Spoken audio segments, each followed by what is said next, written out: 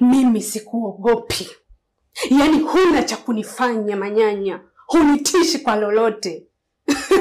Oya, unachotaka na mimi nataka.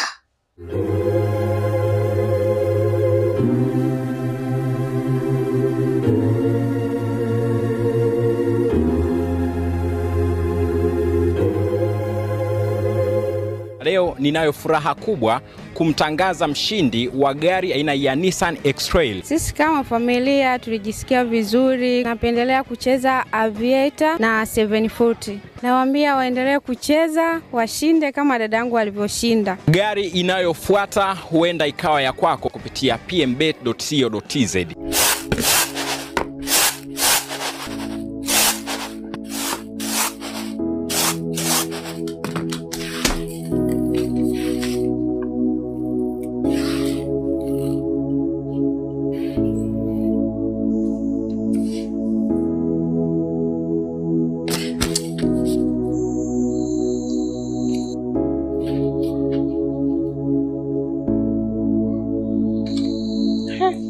Kwani wewe leo na nini?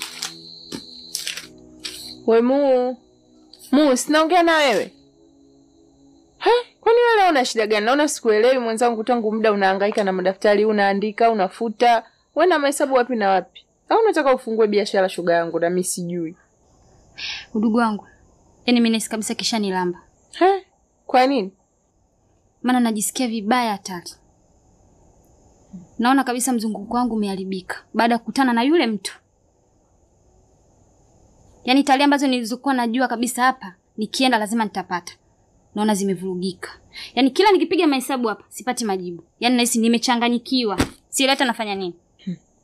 Lakini ungesubiri shoga yangu, siku ziende uangalie kama utaingia period au hautaingia.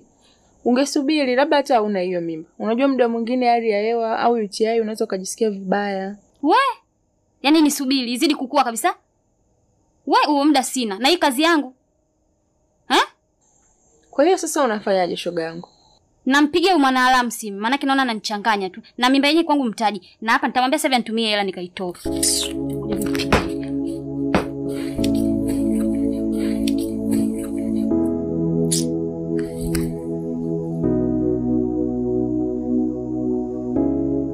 Halo? Asha mama, nakuja mpenzi wangu, nasubiri chipsi zina foleni hapa. Wewe, mimi sio Asha, mimi Mu.